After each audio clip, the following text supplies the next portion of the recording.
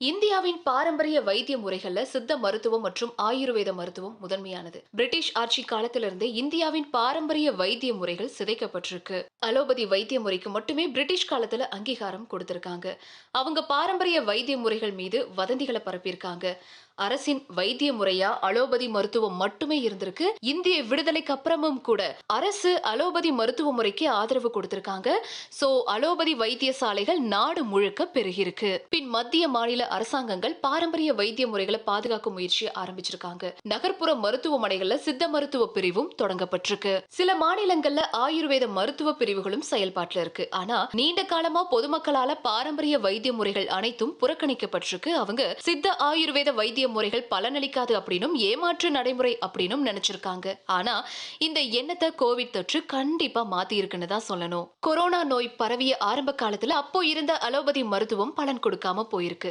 சித்த மற்றும் ஆயுர்வேத வைத்தியம் சிறப்பான முறையில பலனளிக்க ஆரம்பிச்சிருக்கு. அலோபதி மருத்துவர்களே சித்த வைத்தியத்தின் வேம்பு குடிநீர், கபசுர குடிநீர் இதுல சிபாரிசு பண்ணிருக்காங்க. கொரோனா நோய் தொற்று பாதித்த பலரும் பாரம்பரிய வைத்திய முறைகள்ல பலன் பெற்று குணமாகியும் வந்தாங்க. அதுக்கப்புறமா மக்களுக்கு பாரம்பரிய வைத்திய முறைகளின் மேல நம்பிக்கை வர ஆரம்பிச்சிருக்கு. மக்கள் இப்போ சின்ன சின்ன உடல் தொந்தரவுகளுக்கு சித்தா ஆயுர்வேதா பக்கம் திரும்பி இருக்காங்க. பலரும் இந்த வைத்திய முறைகள் பக்க விளைவுகள் அற்றது அப்படின்னு நம்புறாங்க. காய்ச்சல், இருமல், உடல் பருமன், நீரிழிவு, சிறுநீரகக்கல், கல்லீரல், கொழுப்பு, வயிற்றுப்புண் உள்ளிட்ட சில நோய்களுக்கு சிகிச்சை கொடுக்கறதுக்கு மக்கள் பாரம்பரிய வைத்திய முறைகளை இப்போ நாடுறாங்க. இருந்தாலும் சித்தா மற்றும் ஆயுர்வேத மருந்துகள் வேலை செய்ய அதிக நேரம் ஆகிறதாவும் சொல்றாங்க. இதுக்கு சித்த மற்றும் ஆயுர்வேத மருத்துவ நிபுணர்கள் என்ன சொல்றாங்கன்னா, பாரம்பரிய மருந்துகளின் வீரியம் சில சமயம் வேகமாகவும் சில சமயம் மெதுவாகவும் இருக்கும். இது மருந்து உட்கொள்பவரின் உடல் அந்த மருந்தை ஏற்றுக்கொள்ளும் வேகத்தை பொறுத்து மாறுது. மேலும் அதிவேகமா வேலை செய்யக்கூடிய ரசாயனங்கள் எதுவும் அதுல சேர்க்கப்படுறது கிடையாது.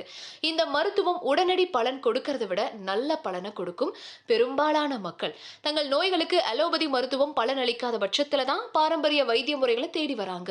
இவங்க வரும் நேரத்துல அந்த நோய் முற்றி போய் குணமளிக்க முடியாத நிலைக்கு போயிடுது. இது போன்ற சூழல்ல பாரம்பரிய வைத்தியம் செயல்பட ரொம்பவும் அதிக நாட்கள் தேவைப்படுது. சில சமயங்கள்ல நோயின் தீவிரத்தன்மையில மருந்தின் வீரியம் பலனளிக்காம போயிடும்.